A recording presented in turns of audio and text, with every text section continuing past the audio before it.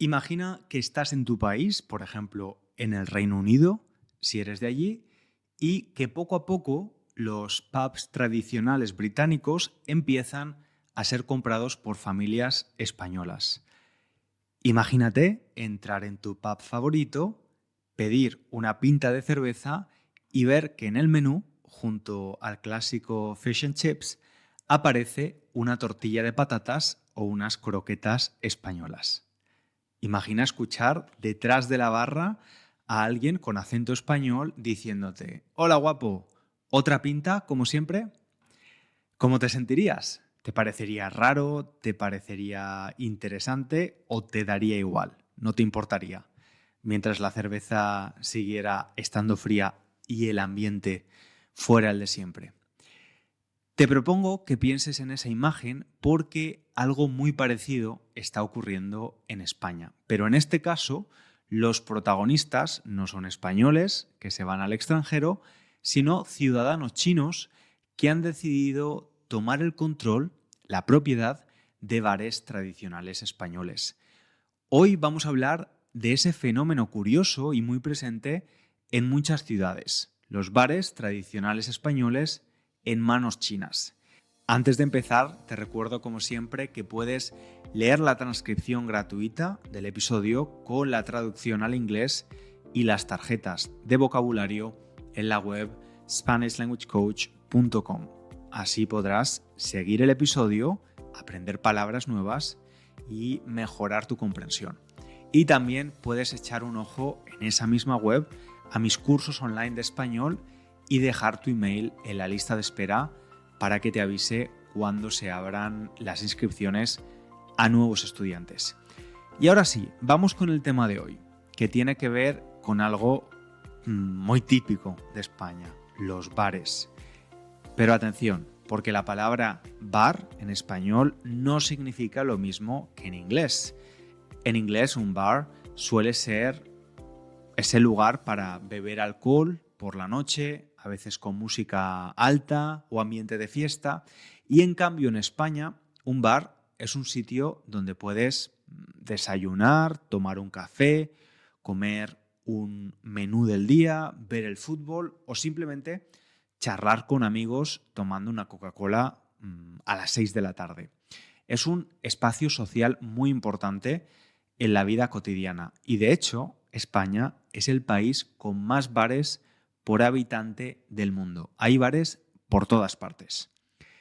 Pero imagina esto, entras en un bar de barrio de los de toda la vida, con suelo de terrazo, ventilador en el techo y jamones, ¿no? La pata de cerdo colgando del techo, y detrás de la barra están los propietarios, porque este tipo de negocios suelen ser familiares, y estos propietarios resultan ser una familia china. Y lo más interesante no es solo quién lleva el bar, sino cómo lo llevan. Y hoy vamos a descubrir por qué ha ocurrido esto, qué cambios ha traído y qué opinan los españoles de esto. Hace unas semanas leí varios artículos sobre este tema y me pareció muy interesante contártelo aquí. En los últimos 20 años, especialmente desde la crisis económica de 2008, muchas personas chinas en España han empezado a comprar bares que antes estaban en manos de españoles. Y te explico un poco el contexto. Muchos bares tradicionales, los de barrio, han tenido que cerrar por jubilación del dueño o por falta de relevo generacional. Es decir, los hijos de los dueños ya no querían continuar con el bar de sus padres. Pues es que no es fácil, ¿no? Trabajar en hostelería, en bares, restaurantes, ya sabes, muchas horas, poco descanso, márgenes pequeños de beneficios. Así que muchos bares empezaron a buscar nuevos dueños. Y ahí es donde entra la comunidad china. Durante la crisis, muchas personas chinas ya vivían en España, tenían ahorros y una red familiar sólida. Y no necesitaban pedir préstamos a los bancos, usaban el dinero de la familia, de la comunidad. Esto les permitió comprar locales a buen precio, en momentos en los que nadie más podía invertir. Según los datos, en 2017 había más de 10.000 bares en España gestionados por ciudadanos chinos. Solo en Madrid unos 2.000, en Barcelona otros tantos. Es impresionante, ¿no? Y si ahora te estás preguntando, ¿pero sirven tapas españolas de toda la vida o sirven comida china? La respuesta es depende. Hay bares que han mantenido la esencia española y siguen ofreciendo tortilla, croquetas, ensaladilla, jamón, pero con gestión china, y otros han mezclado los dos mundos y puedes pedir unas bravas y también unos tallarines fritos. Incluso he visto cartas donde ofrecen dumplings junto a paella española. Una fusión curiosa, pero que funciona. Y claro, también hay bares que han cambiado por completo el menú y solo ofrecen platos asiáticos, pero son los menos. La mayoría intenta adaptarse al gusto local, quieren integrarse, quieren formar parte del barrio. E imagino que sobre todo quieran ofrecer lo que los clientes van a pedir. Y hablando de barrios, este fenómeno se ha dado sobre todo en zonas urbanas y populares. Lavapiés, Pacífico, Embajadores en Madrid, o El Raval, Sant Antoni o l'Eixample en Barcelona. También en Valencia, en barrios tradicionales, incluso en pueblos pequeños donde el único bar que quedaba fue salvado por una familia china. Gracias a ellos, el bar no cerró y el pueblo sigue teniendo su bar que, como he dicho antes, muchas veces actúa de centro social. Porque sí, estudiante, en España el bar no es solo un sitio para comer o beber, es un punto de encuentro, es donde se comenta el fútbol, se habla de política, se celebra un cumpleaños o se ve la televisión por la tarde. Y por eso muchos vecinos al principio tenían dudas. ¿Van a cuidar nuestro bar como lo hacían los anteriores dueños? ¿Van a seguir sirviendo lo mismo? ¿Entenderán lo que significa este lugar para nosotros? Y lo sorprendente es que la mayoría ha respondido que sí. Han aprendido las recetas, han mantenido la decoración, incluso han conservado el nombre del bar. Y lo han hecho muy bien. Por ejemplo, en Barcelona, un bar llamado Esterri sirve solo comida catalana. Y lo llevan desde hace más de 10 años una familia china, pero no han tocado nada del menú original. Al contrario, lo han perfeccionado. Y en otros casos, la fusión ha sido más creativa. En el bar Ruipe, por ejemplo, puedes pedirte una caña con una tapa de arroz tres delicias. Y funciona. Los vecinos lo aceptan con naturalidad. Dicen que lo importante es la calidad, el precio justo y el trato cercano. Y aquí hay algo muy bonito, porque muchos de estos nuevos taberneros han aprendido no solo a cocinar tortilla, sino también a hablar como se habla en un bar español. Obviamente el trato es mucho más cercano, no tan distante a cuando vas a un restaurante.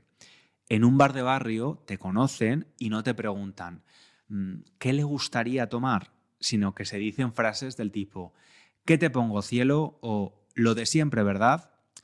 Los nuevos dueños chinos han aprendido a tratar al cliente con ese cariño y esa cercanía tan típicamente del bar español.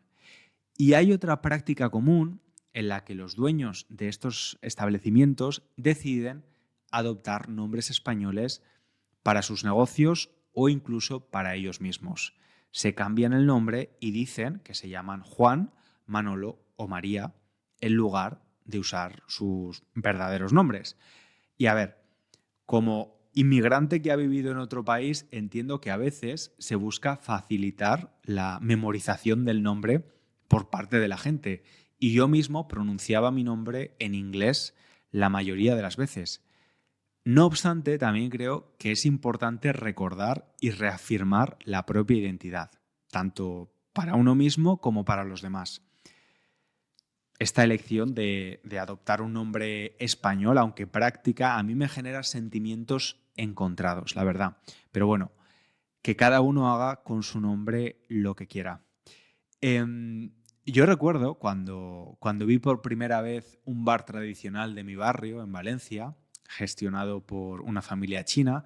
Al principio me sorprendió porque era el típico bar al que iba con mi padre a comer muchas veces. Pero luego, con el paso del tiempo, vi que seguían sirviendo el mismo almuerzo de siempre, incluso mejor en algunos casos, y la atención era muy amable y me hizo pensar en cómo cambian las cosas, ¿no? Pero también en cómo muchas veces cambian para seguir igual o incluso para mejorar. Y quizás te parezca curioso que hable de bares con tanta emoción, pero para mí, para muchas personas en España, el bar de barrio es un lugar especial. No es solo un negocio, es un punto de referencia emocional. Y ver cómo muchas familias inmigrantes lo han cuidado y han contribuido a que no desaparezca, me parece algo muy valioso. Y además es que este fenómeno también nos obliga a reflexionar sobre los prejuicios. Todavía hay personas que usan el término bar chino de forma despectiva, como si significara baja calidad, pero esos prejuicios desaparecen cuando pruebas las tapas, el servicio y te das cuenta de que hay cariño y trabajo detrás en la mayoría de los casos. Y al final el origen del camarero no importa, lo que importa es cómo te sientes allí. Y mucha gente dice, me siento como en casa. Y ese es el sentimiento exacto que quieres sentir en un bar español. O mejor dicho, en un bar en España. Y este episodio también me hace pensar en cómo cambia la cultura. Y ahora que se habla tanto de inmigración, de inmigrantes, de expatriados, de cómo evoluciona nuestra forma de vivir y nuestras costumbres, creo que es importante hablar con matices. No todo es perfecto, no todo es maravilloso y no todos los cambios culturales son necesariamente buenos. Hay choques, hay resistencias, hay cosas que se pierden. Pero en este caso concreto, el de los bares de barrio en manos de inmigrantes chinos, a mí me parece un buen ejemplo de integración. Una integración que no impone, sino que se adapta, transforma, que suma, que respeta lo que ya existe y lo mantiene vivo. Los bares gestionados por chinos en España no han eliminado la tapa española, al contrario, la han preservado e incluso han añadido sabores nuevos. Y como profe, como español y como cliente de bar, eso me parece una muestra de cómo la convivencia puede funcionar. Pero, ¿tú qué opinas de todo esto? ¿Te gustaría un día tomarte una caña con una tapa de tortilla y unos dumplings al lado? ¿Has visto algo parecido en tu país? Me encantaría que me dejaras un comentario con tu opinión, así también puedes practicar tu expresión escrita, que ya sabes que es importante, y cuéntame si has visto ejemplos de fusión cultural en la gastronomía, en tu ciudad, en tu vida.